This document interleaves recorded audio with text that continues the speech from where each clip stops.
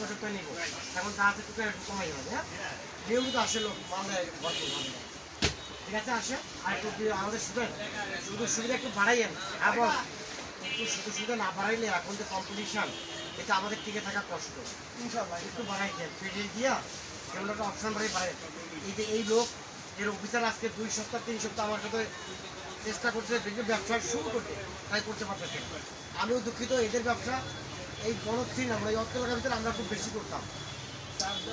আমি ফোন দিয়ে দিয়েও পিক আপ ভরে মাল আনাইছি যে মালটা বিক্রি হোক দুঃসময় করোনার সময় এটা করে সমস্যার সময় এদের মাল বেশি আঁকিদের একটা পিক আপ ভরে একবার নিয়েছি মাল সব দিয়ে দেয় কিন্তু আজকে ব্যবসা বন্ধ।